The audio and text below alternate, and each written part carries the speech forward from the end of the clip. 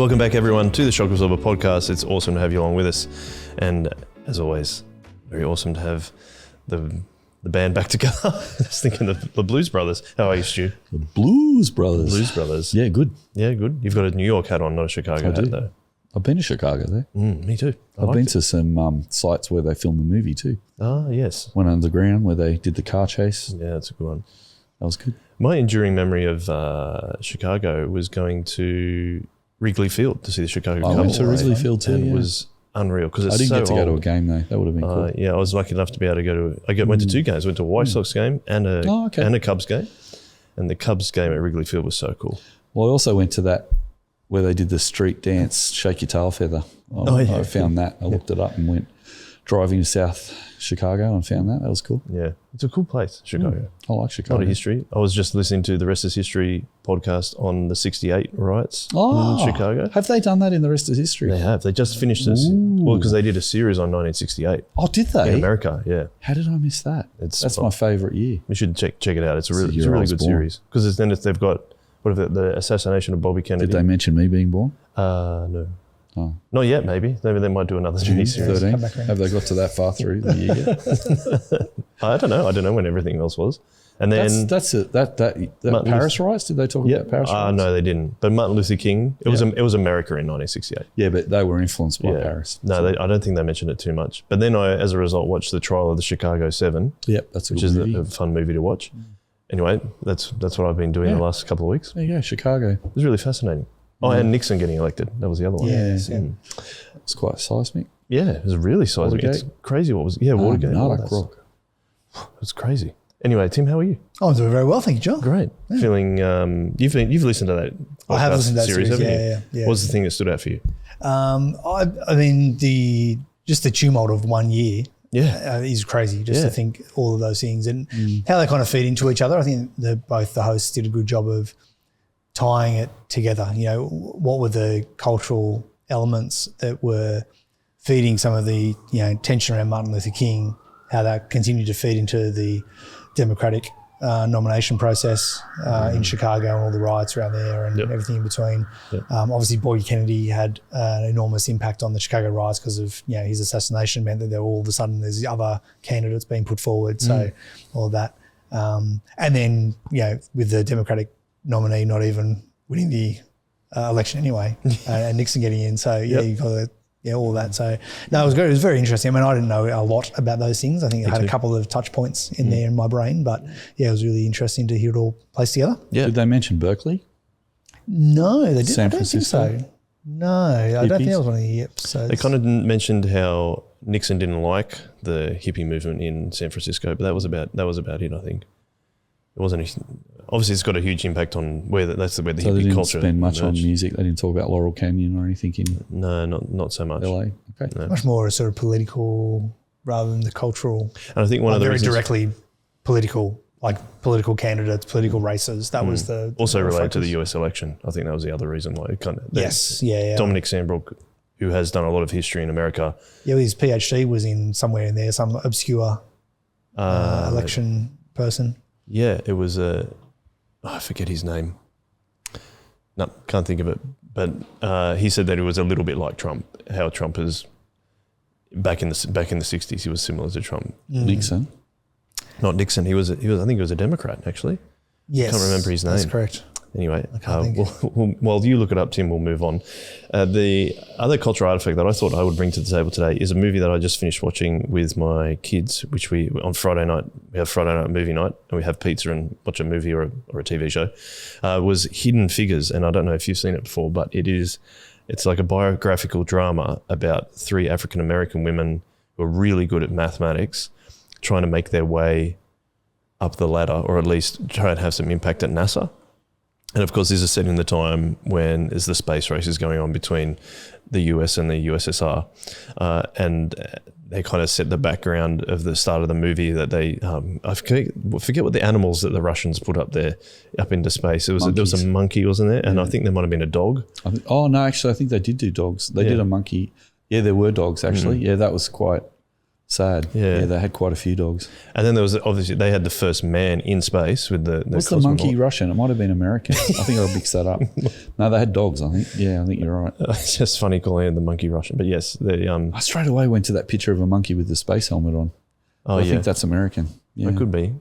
We'll have a look at it in a sec. But I really enjoyed the movie, but it was also fascinating to look at what, even post Martin Luther King and everything, like the segregation was still, like the impact that it still had, especially on African American people. A lot of times she gets moved up. The main character, who is, I forget her name, Catherine Goebel, is based on a real person called Catherine Goebel. And she gets moved up into this whole area with all just white males. And she's exceptionally good at maths. And the story goes on that she is able to figure out the re-entry point for not Apollo 11, but one of the other ones where they orbited the Earth. I think it must have been 9 or 11 times. Can't remember, but she figured out the re-entry point with maths, which they were all doing, but she was able to figure out how to use it. And she keeps disappearing all the time, and they don't know where she goes. And it's because she has to go back to where she worked previously, which is about half a mile from where she's working now, to go to the toilet, because that was they have a sign there saying coloured bathrooms. And so there's this pivotal moment in the movie where Kevin Costner, who's kind of in charge of the NASA contingent where they are in Langley, he uses, it seems like quite an inefficient way of getting the sign down, but uses a crowbar to smash the sign down. But it's a pivotal moment. There's a number of pivotal moments in the movie where they say, "Oh, actually, we're gonna let Catherine take this over and deal with this." And there's another one. Her supervisor is also African American. There's a clan of 3 of them who get to spend a lot of time together. She works out this brand new IBM computer that they've brought into NASA, where the other guys can't figure it out, and ends up training everyone on it and becomes a supervisor of that area because she learnt the formative stages of computer programming by some of the books that she read and borrowed from the library. But there's even a story when she goes to borrow from the library and they're like, "There's a coloured section for you. You can't look at the books like it." And it was interesting watching it with my kids, because they, especially my son Leo, who is very much into math, he's like, "Why are they doing all this? What?" Like, they even had coffee they've just got this big label on it. It says coloured.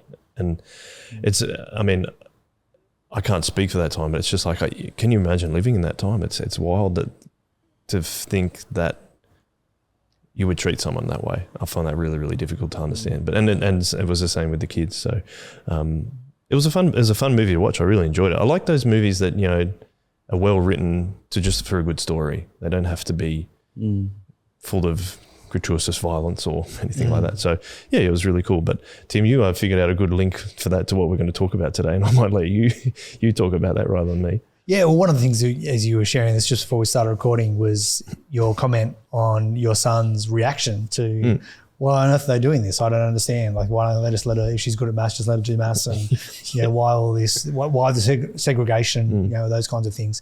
And, my thought was, isn't it interesting that our cultural assumptions change so much and have changed over those decades from when segregation was accepted, was just assumed. And of course you've got, again, 68, a lot of 60s and prior, the civil rights movement and all those kind of, trying to address those issues. But culturally, even in NASA, you had these just assumptions that, coloured people use the coloured bathrooms and et cetera, right through now to where your son can watch this and say, that's really weird. Why are they doing that? And it's just interesting from a neutral standpoint, just to sort of see, okay, here are the shifts that happened through culture. We can go from things that were previously assumed to things that are then for question, and now they're seen as completely abhorrent that you would do those. And that change in perceptions and philosophies and understandings of culture and humanity over time can shift so dramatically. And what we want to talk about today is we think about in the strategy of children's and youth ministry. We talked about the theology last week. We're going to talk about the practice next week. But this space in the middle of, what's the strategy of how to actually do this? What does that actually look like? What is the most effective way to bring the gospel to bear on young people? And how that has also changed over time. There are things that we have done previously in history. There are things that we are doing now which are dramatically different to each other. In 30, 40 years' time, are things going to be dramatically different again? Quite possibly. You know, we're going to maybe look back on some of the things that we've done intergenerationally and go, oh, well, they got some things right and some things wrong. That's okay. But to actually, it's important to slow down on this bit. And as we've talked about before on the podcast, a lot of people go, well, if we believe this about the scriptures, if we believe this about Jesus and God and young people, therefore we immediately go to this practice must be the best way. And what is often left unexamined is the strategy piece in the middle. There's actually a filter through which you're translating that theology into practice. And it's important to notice that, to name that, to articulate that, and to question it and to wonder about what you're doing there. Because the theology doesn't immediately land in practice without something going on in the middle, which is why you can get people who fundamentally agree on, you know, the Nicene Creed and the Apostles' Creed and key theologies, but end up with very different practice. How do you end up with thoroughly orthodox people in Russia doing church in a particular way, in Africa doing church in a particular way, in Korea doing church in a particular way, in Australia doing church in a particular way, you know, right down to individual churches and, you know, suburbs and whatnot. So how is it that you can get people who are thoroughly agreed on theology having different practices? And the answer is this strategy piece. And that's why it's really key to think about this middle step. Yeah, I think that's really good. And as we said, we summarize theology as Jesus changes everything. A strategy is we're sharing the truth of love of Jesus, culture to culture, generation to generation. I'm missing one. Person to person, place to place, and now we've added space to space in terms of the digital realm. And then practice is we're on discipleship and mission together as a result. Stu, I wanted to ask you a question. Just before, I wanted to actually show you a video of a pastor talking about youth pastors. But I want to just, before we do that, I just want to ask you, what kind of were the top line things you think about in terms of strategy when we're talking about young people and children? Are there things that you really think are important that we like to drill down on as a church? Yeah, well, when I first started talking about strategy, a lot of people thought that was incidental. And people used to say, well, no, theology leads to practice. It's not a middle step. I think when Tim Keller started talking about a middle step, which he started to talk about in the same vein that we'd been talking about it. Obviously, he published that in something that had a lot more broader appeal than anything we'd spoken about here in Sydney. But it was refreshing to see in his, what was his big book? The City Centre Church? Centre Church, yes. In Centre Church, he talks about it in that. It was refreshing to hear somebody else talking about that too. But yeah, the idea that theology gives us our why, our strategy gives us how do we do that, and our practice is our what. We've been increasingly using Romans 12 to help unpack those three questions. The why is in verses 1 to 2 in Romans 12, and the body, being a body of Christ, is how we partner with Christ as living sacrifices in view of God's mercy, which is the gospel. And the practice is that we put love into action, and it must be sincere, and that we love the people of God. And we also have a new way of relating to our enemies, which is to feed them if they're hungry and give them something to drink if they're thirsty. And it occurs to me that that also aligns quite well with the reality that if we're going to feed and give drink to our enemies, the best food we can give them is for them to feed on Jesus, the bread of life, and the best water we can give them is the living water that only Jesus can give. So I think that's a nice framework for why do we do what we do? Because of the gospel. How do we do it in the body of Christ? And what do? Well, we disciple one another to be on mission together. So if you go back to the second one, which is in verses 3 to 8, you'll see that Paul has this extended section there about applying how we are to be transformed in our thinking and not think as just individuals who are only serving ourselves, but to be a living sacrifice, lay down our priorities for the other. But there's no instruction on how we should. There's no mandated expression that we should follow, and I think that's why Christianity is so successful around the world, because there can be all sorts of strategies put in place to be the body of Christ. And I think in the Western world, though, I think we've got a quite a fragmented approach to the body of Christ, because I think because we have generation-specific ministries, we tend to disciple one another within like groups rather than bringing the church together in its difference. So that's why we've lent into that phrase that you used earlier, that our how is literally to be a third place community where people are friends with each other and that they all have gifts that they share. They're a family where they share gifts. They're like being built into a spiritual house. We're a body of Christ.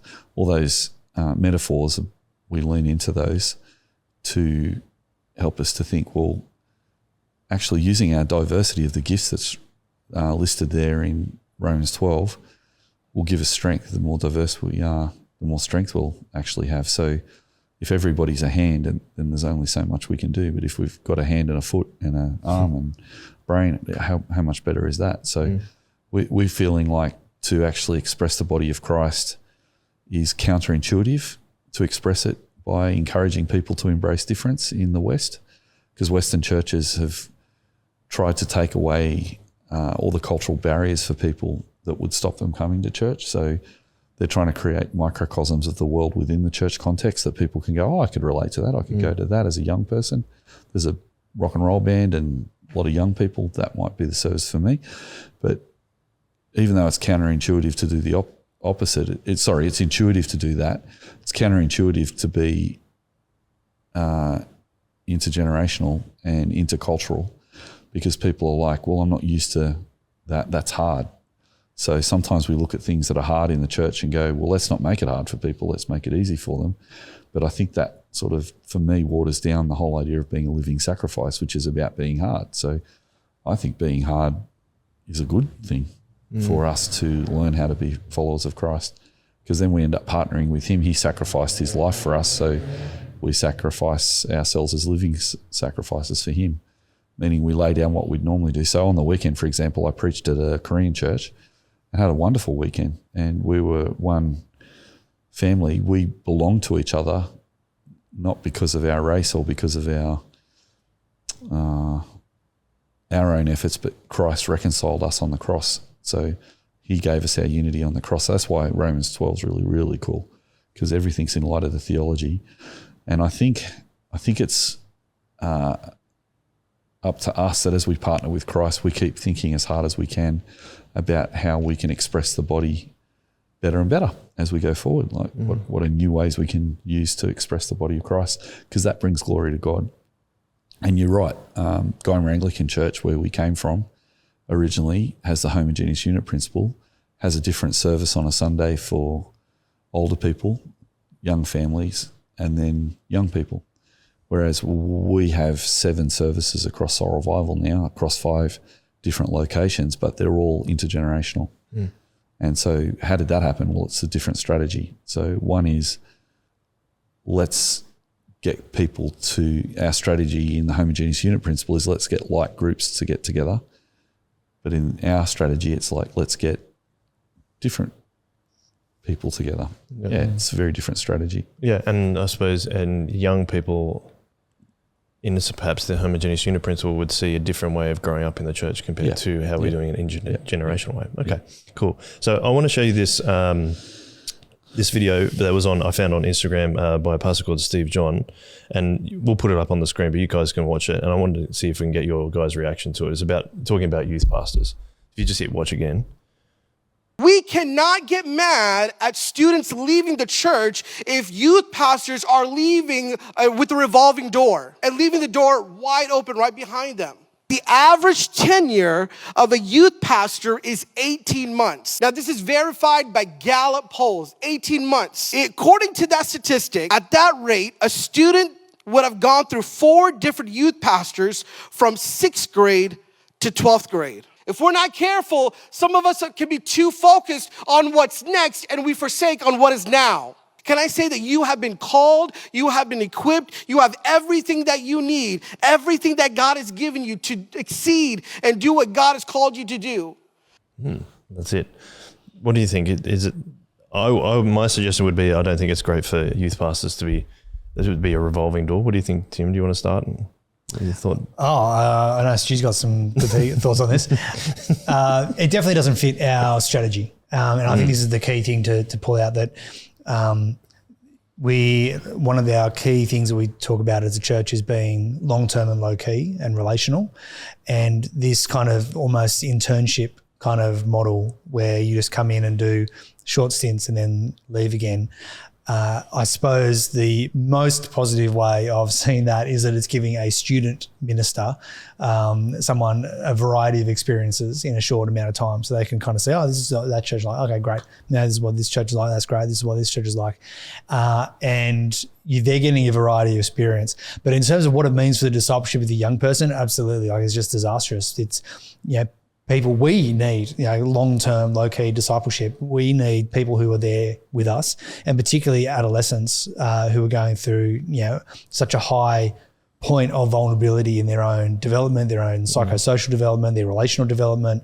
Adolescence, we know, is just fraught with so many things. What they need most is a high number of good long-term relationships of people of a variety of different generations who can be with them, walk alongside them, who they know are not going to leave them. And so that is what's going to hold them relationally, emotionally through that time. And so, I totally agree that it's not a great model, and it wouldn't be a surprise that adolescents who are growing up with that kind of a ministry where they're just seeing rotating door of people walking through wouldn't have a high connection to their church, wouldn't have high ownership over their ministry, and wouldn't have the relational strength to actually continue with Jesus beyond. Obviously there's lots of other factors, and most importantly, there's a spiritual factor of, Holy Spirit's hold on that child. And so we want to recognize all of that.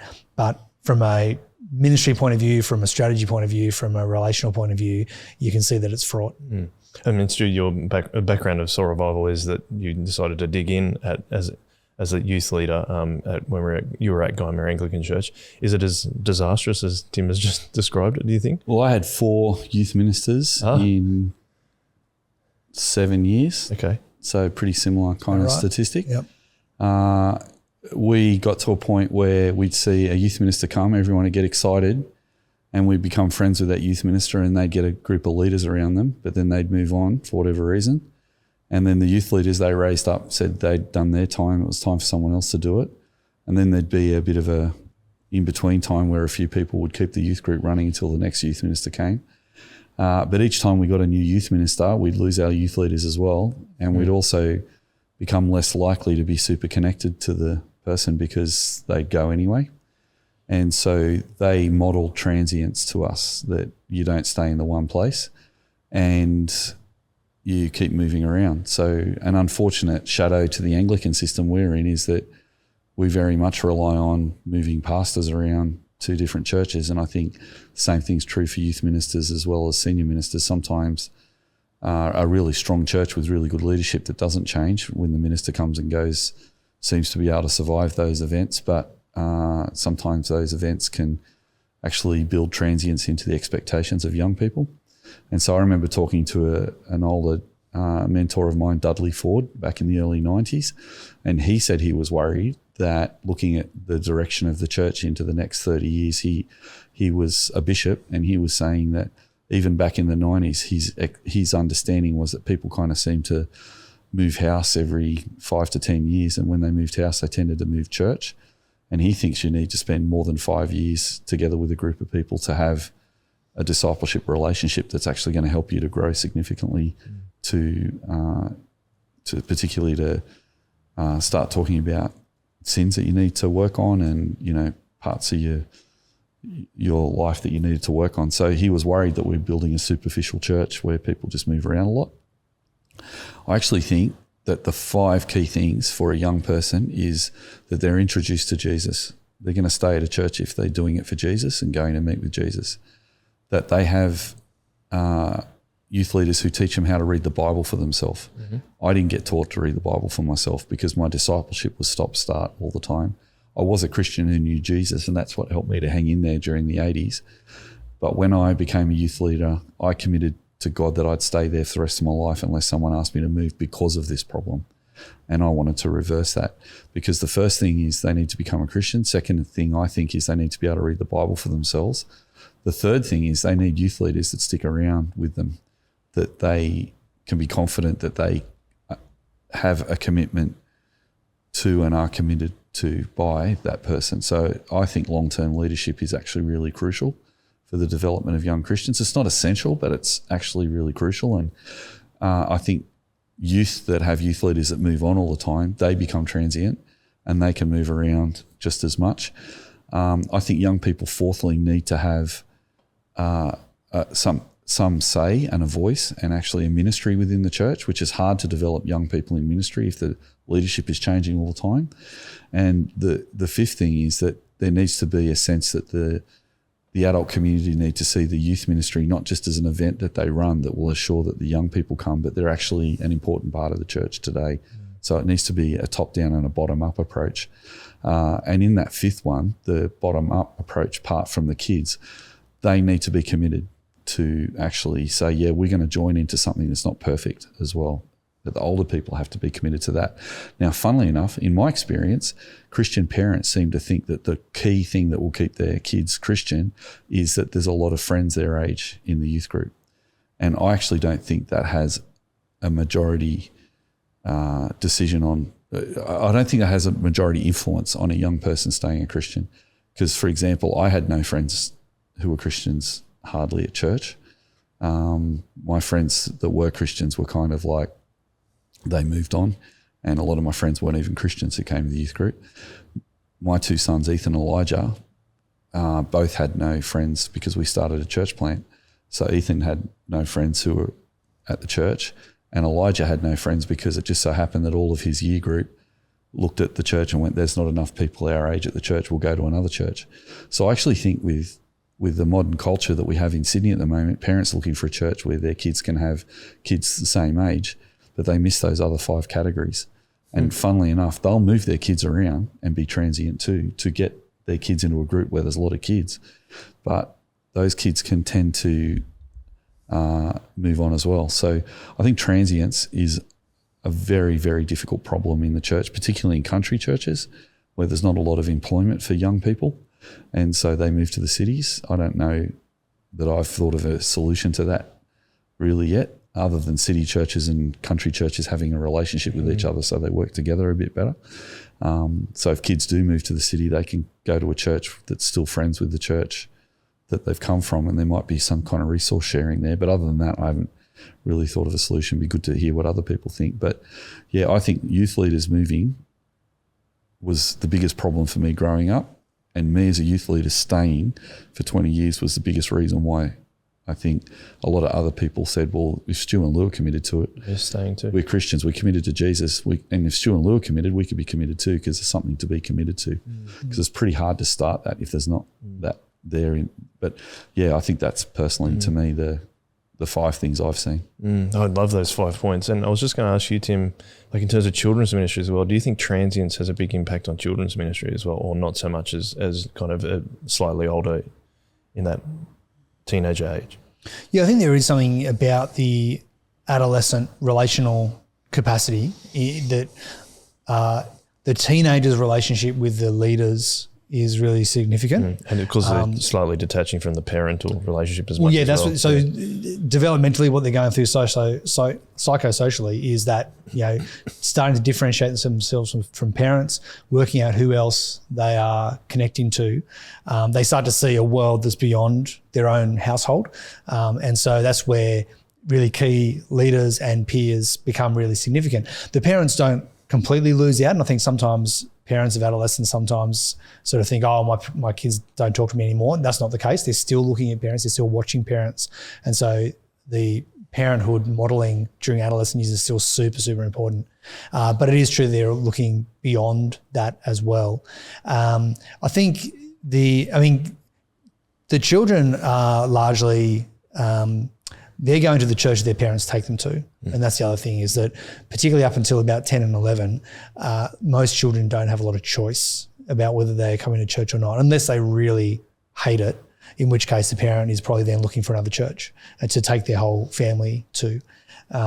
So if the child is enjoying the kids group, then I think that the parents are most likely to sort of stay. And we also know that parents are likely to stay at a church that they themselves find no value in if their children are finding value as well. So parents will put up with a church that is not clicking for them if their kids are happy, switch that.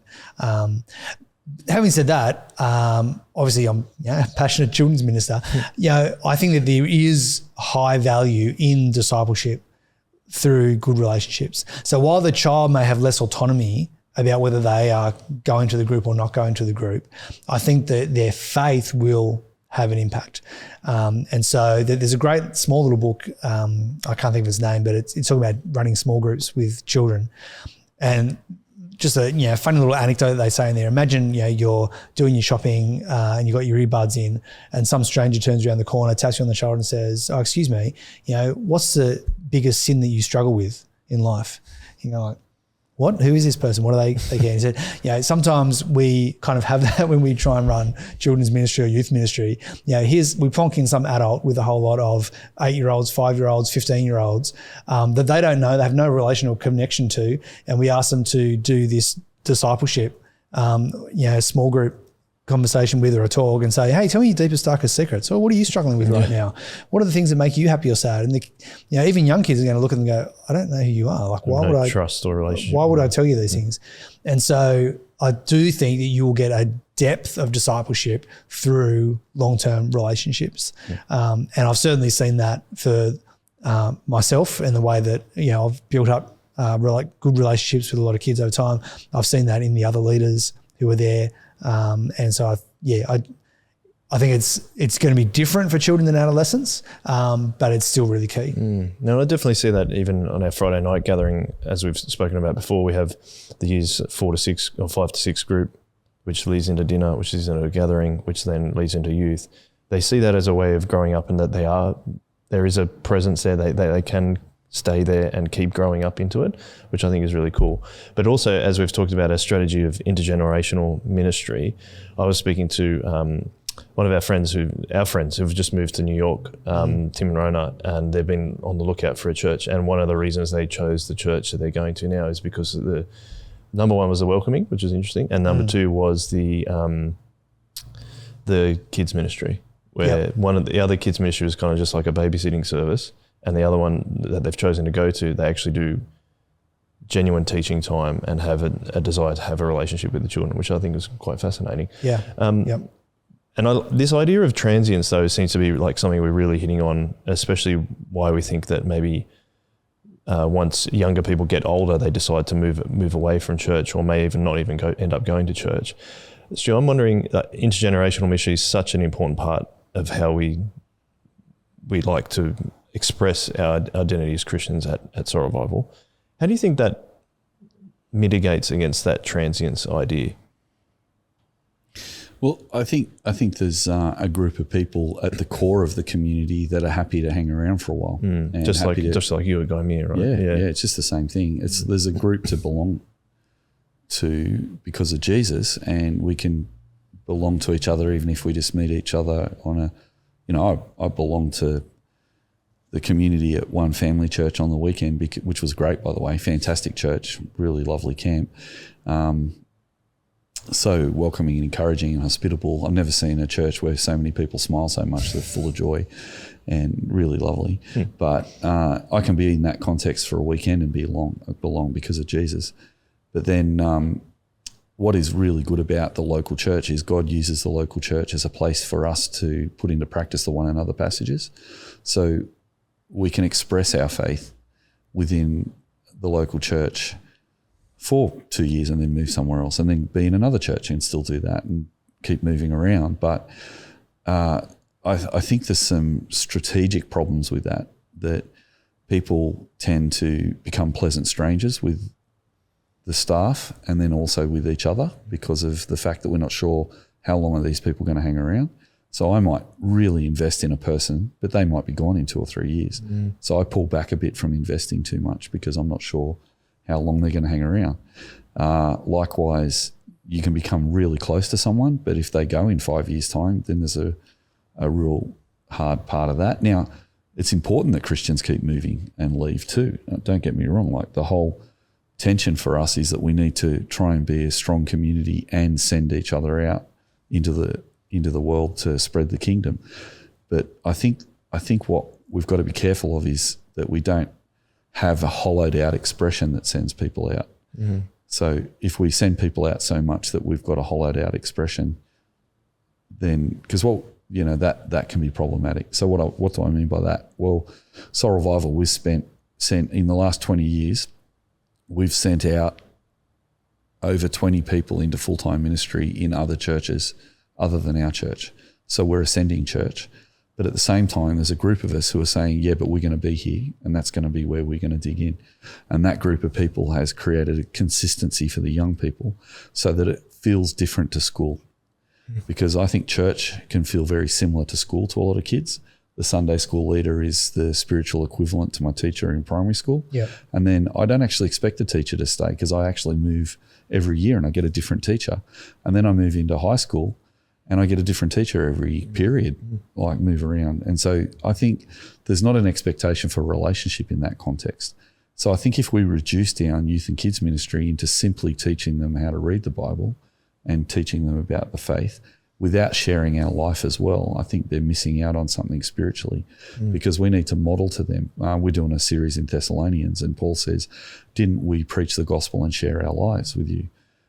He says, I loved you like a mother, I think he says. Yeah, mother and father. He talks about both, yeah. And he says, we didn't take a job, so we didn't put you under duress. So we didn't take any money and we made tents so that we didn't put all this kind of relational stuff.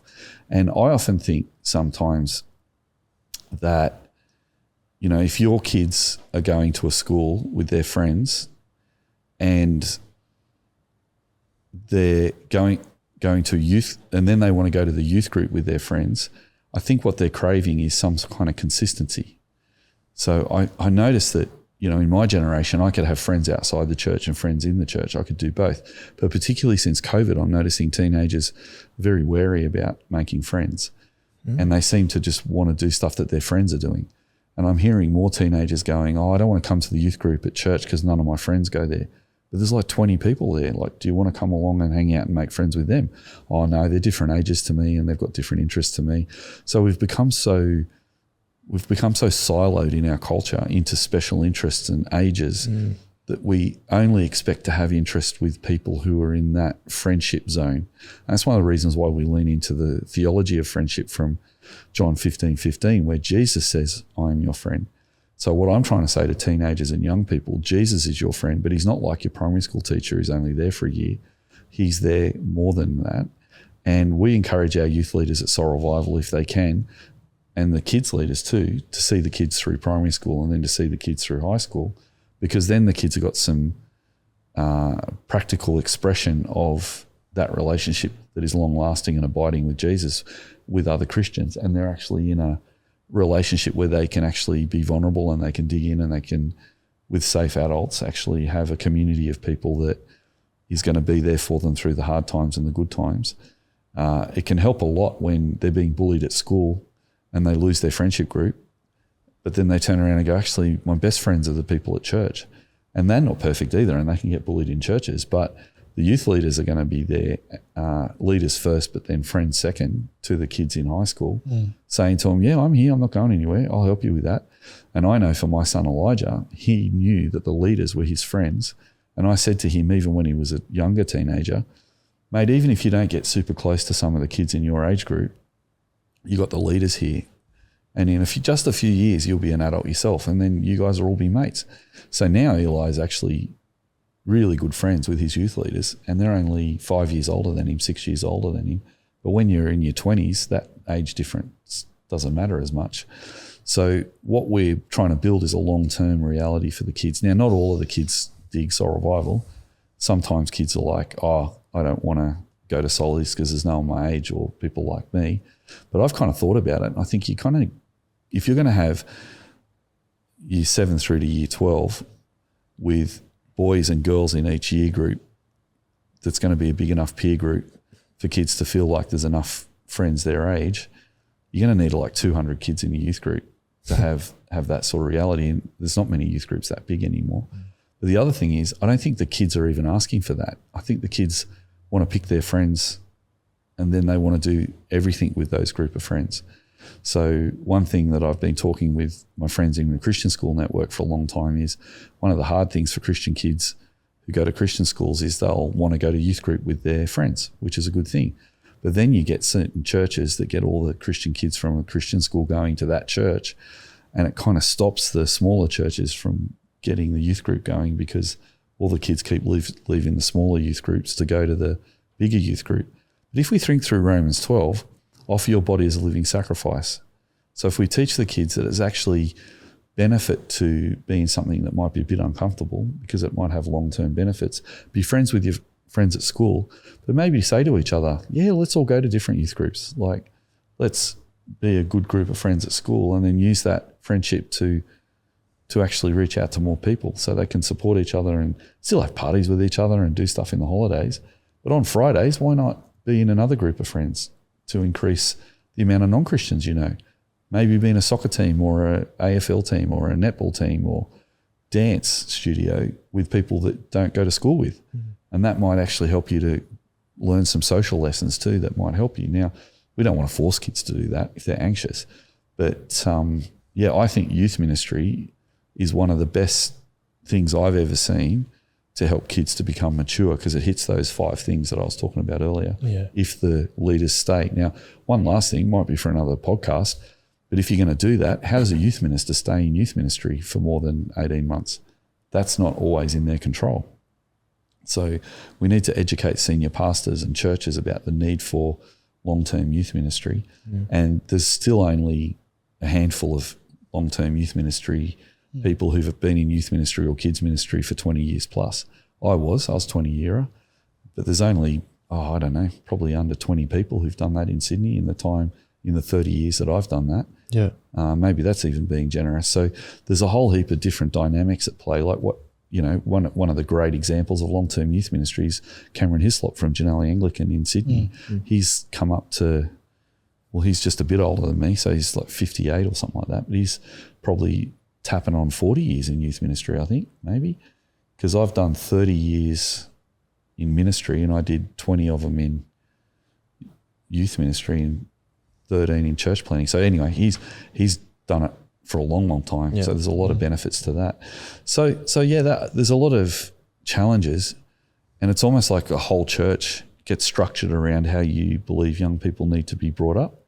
Because if you believe that you just need a Sunday school and a youth ministry as an event that the kids go to, if you run that, they'll grow up Christian, then that's going to be a homogeneous unit principle strategy. But if you're actually wanting for deeper, more abiding relationships, some kind of intergenerational ministry will probably be where you go for it as a strategy. Yeah, and what I hear you saying is that because we've got this inbuilt transience in high school and because you're moving all the time and the homogeneous unit principle is another thing that adds to it, it's the fact that if we are able to provide a place of stability for young people who are growing up, who are already going through so many changes themselves, as we talked about this week and last week, that if the leaders and the church are providing that long-term stability, that long-term reality, I think you called it, Stu, which is a really, really good way of defining it. I think that is, again, something for them to grow up into and to see that I can do this as well, rather than something you're saying there is that what's being modeled to them a lot by, in particular, their parents and also the church, is that it's okay to move around a lot, but then it seems to have these discipleship realities that aren't as effective. And therefore, some people maybe even drop off, or moving around churches may not be great a lot of the time too. And it's not always possible, and it's not always what everyone should do. We need people who move around. I mean, I met a guy on the weekend who said to me he moves house every 4 years, and if he's actually been in a house for 4 years and he's starting to get itchy feet, it's time to move somewhere else. Okay. I don't know, maybe God's given him a heart to be a roving missionary maybe, but we've got a lot of churches in Sydney that we've had this transience that we've been trying to deal with for the last 50 years, and it's only getting more. The motor car is the biggest reason, because people can drive to whatever church they want to. They don't have to walk to their church. So you have a fight with someone, you're like, oh, I'm out of here. Or, oh, that's been a bit boring. I've heard that sermon 3 times, I'm out of here. Or, oh, I wonder if there's more people my age, I'm out of here. So it's great to make friendships with Christians in other churches, but it's also good to be committed to a church and be committed to the worldwide church as well. Can I ask you, Tim, and it kind of touches on this moderate intergenerationality is what we started to call it, is we've said that we love the benefits of intergenerational ministry and being part of a church that is all ages and all stages, as we call it. But then there's also a question of age-specific ministry within that. And something that you've talked about, that's actually in your book, one of the main areas of your book. How does that work in terms of perhaps combating this transience idea as well? Yeah, so one of the basic outline of my book, as we talked about last week, is that if this is what we believe theologically about what the child is, what the church is, when you put the child in the church, what do you get? And so my argument is that there's 3 things that need to be balanced together. So one is the intergenerational piece. We want that young person to belong to their community, and that's really key. And just one little thing, jumping off what she was saying, another piece of our strategy, which is different to many churches, is that even though we have multiple gatherings, our aim and what we are achieving in most of our gatherings is that the children's leaders from that gathering are leading their kids. Now, the usual strategy is I will gather leaders from the evening service, for example, to lead the children's ministry in the morning. So then they serve in the morning and they go to church at night. And I think that also can feed into this transient idea, because the leaders who are leading the kids of this service are not actually known to this service. And often in our training we talk about that, make sure that the parents know who the leaders are and introduce them and do these things and get to know you evenings or whatever. And we've intentionally not done that. We want each gathering to be raising its own kids. And so that's another key part of the strategy there. So, but the intergenerational piece is really key. Family ministry is really key. So you're actually equipping the household to do ministry, and we could talk about that on another episode perhaps. But yeah, age specialist ministry is really key as well. And this is where we differ from some of my other friends in the intergenerational world who will say, oh, intergenerational ministry, that's all together all the time. And so for people who want to go way back in the catalogue of our episodes, you'll hear us talking about Malin Nell and his inclusive congregationalist ministry from the 4 Views of Youth Ministry. This is essentially what he's pitching, is that you don't have age specialist ministries. Shut down your Sunday school, shut down your youth ministry. The most effective way of ministering to children and adolescents is to have them all in the adult service together. And we've intentionally not done that. We're saying, no, there are other ways to express our intergenerationality, but that peer time that they have in children's ministry is still really key. And so a couple of the key theologies that are playing into that are the fact that they are still developing persons, and so the capacity that they have for learning, the way in which they learn is unique. And so we all intuitively would talk to a 4-year-old in a different way that we talk to a 10-year-old, in a different way we talk to a 15-year-old. We kind of all know that. And in fact, we notice it as weird. If someone talks to a 4-year-old as if they're a 20-year-old, you kind of look and go, don't you understand how to talk to kids? Likewise, if you talk to a 15-year-old in the same way you talk to a 4-year-old, you're just like, dude, you're patronising them. Don't talk to them like that. They're 15. So intuitively we know that, and we certainly notice when it goes wrong. When that comes to understanding the scriptures, and Mike Dicker, the principal of YouthWorks College, has helpfully written about this and highlighted it for me. It's a key reformational doctrine that people have the gospel in a language they can understand. So in the Reformation period, that meant translating the scriptures into the local language. So not just reading in Latin, but for Luther, it was important that he translate the Bible into German. For the Cranmer and Wycliffe and others, translating it into English. That was really key. That same Reformation value, we can say, for the 5-year-olds, it's important that they understand the gospel in ways that 5-year-old understand. If you just talk to the 5-year-old in a gospel that's, language that makes sense to a 35-year-old, but not to the 5-year-old. It's almost like talking to them in Latin or in German when they're actually English speakers. It's not going to help them to understand the truth of the scriptures. And so that's where the value and the importance of age specialist ministries still come in. It's still key, particularly in those youngest years when they're still developing their capacity, their moral understanding, their cognitive understanding, their language understanding. Age specialist ministry still has a really important place of honouring their unique childlikeness, their God-given childishness. It's not a deficit. We're not waiting for them to be human. They are exactly how God wants them to be as a 5-year-old. And so therefore we minister to them in language that they will best understand. So that's where that age specialist piece still comes in, which is why we've tried to work out this language of moderate intergenerationality to try and distinguish it from some of these other models like inclusive congregationalism that would say, this is how you do intergenerational ministry. You put everyone in the service together. And we're saying, well, no. And I would say from a child's perspective, there would be some value there of looking around and being socialised to hear the things that people do when they go to church. But there are other really key values that come from doing age specialist ministry and from doing chill time, which is something we've talked about before as well. Yeah, and I think what you're saying there, doing the age-specific ministry is actually, it reminds me of those loving action verses in Romans 12, where it's saying, we understand that these kids do have different ways of learning and different age-appropriate ways of learning, and so we're going to love them as well by doing that too, rather than just make, you said last week, either sit still or fall asleep, something like that.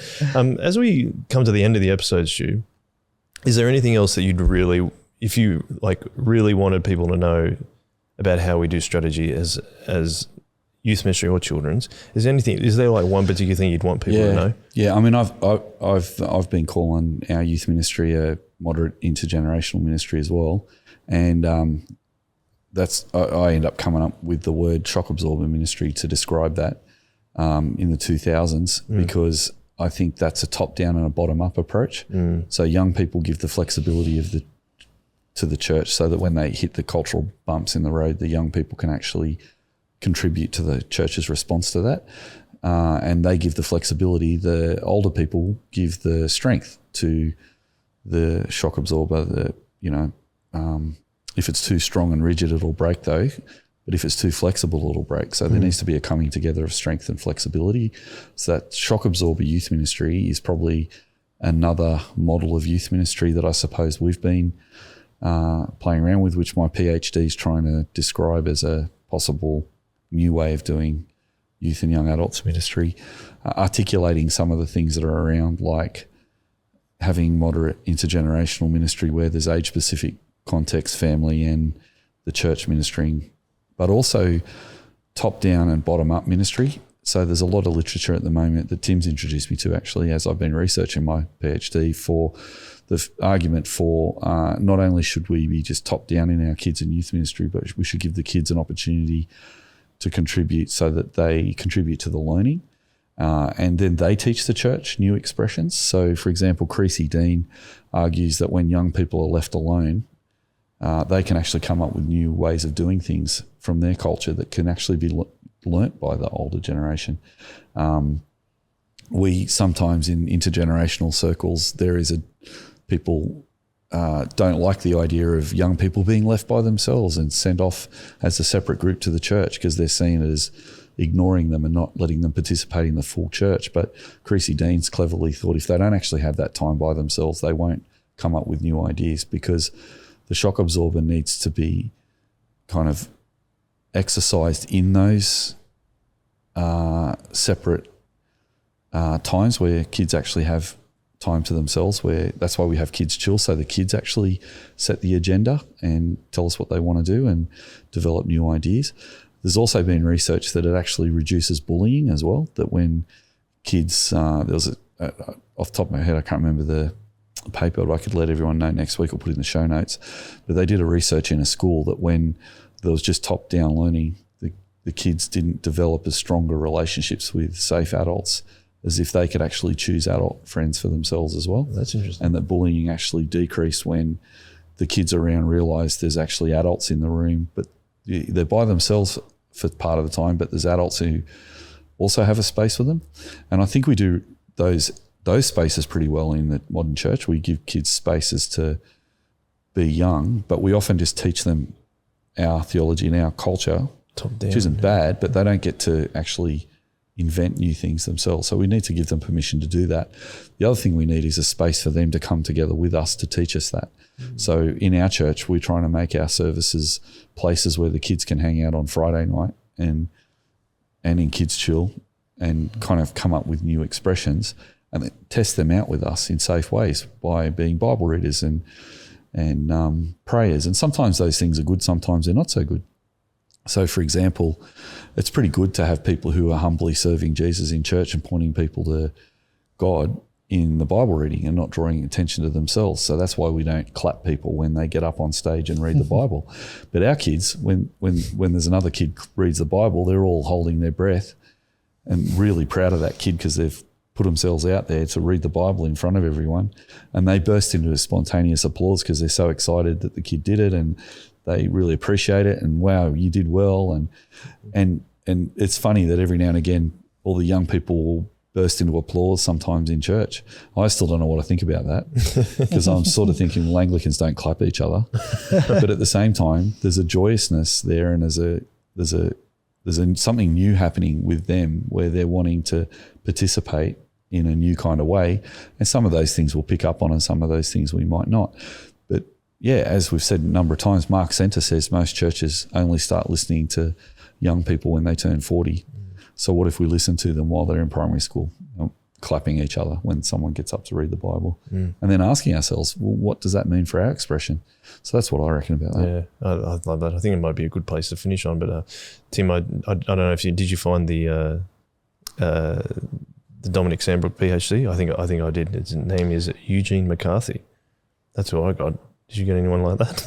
Oh, right. I was looking at the episode talking about McCarthy. The first, he did his PhD on McCarthy. Yeah, right. The first Donald Trump he talks about is George Wallace. Oh, yes, there's a George Wallace in there as well. The governor of Alabama was one of the most successful third-party presidential candidates. And so he connects him with Donald Trump by saying he ran a populist campaign pitching himself against the civil rights movement. He was a racist, wasn't he? So George Wallace, wasn't he for segregation or something? Yes. I think so. Yeah. And so he's not necessarily connecting, he's not calling Donald Trump a racist or a segregationist or anything like that, but he's talking about the way that he harnessed populist culture in particular ways and his approach to campaigning. He said it was an incendiary brand of politics, which permeates this American society of this day. So that was the connection that he made. So that's fascinating. That's episode 511 of The Rest is History, if you want to listen to George Wallace.